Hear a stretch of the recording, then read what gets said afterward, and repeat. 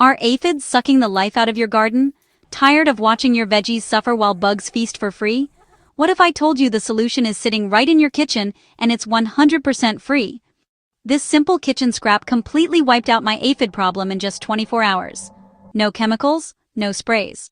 Aphids are tiny, but they cause massive damage. They suck sap from your plants, leave behind a sticky mess called honeydew, and attract ants and even mold. Left unchecked, they can kill young plants and ruin your entire crop. But instead of reaching for chemical pesticides, let's go natural and smarter. So what's the magic scrap? It's garlic. That's right, just 1 or 2 cloves of garlic can send aphids running. Garlic contains sulfur compounds that act as a natural insect repellent. Aphids hate the smell and taste. And the best part? You probably already have some in your kitchen. Here's what you need to make a quick garlic aphid spray at home. 2 to 3 garlic cloves, 2 cups water, a drop of dish soap and a spray bottle. First, crush the garlic and let it sit for 10-15 minutes.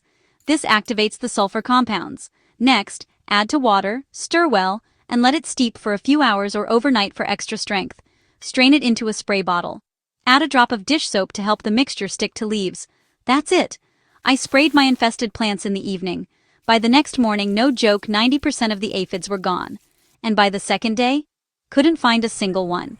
It's safe, effective, and doesn't harm pollinators like bees. Just avoid spraying during hot sunny hours to prevent leaf burn. Want to double the power? Bury garlic cloves near the roots of your plants. As they decompose, they naturally repel aphids, fungus gnats, and even some beetles. It's a slow-release bug repellent right from the soil. So, next time you spot those tiny pests, don't panic. Grab some garlic and fight back the natural way. Aphids bad, garlic good. Spray, wait, and no more aphids.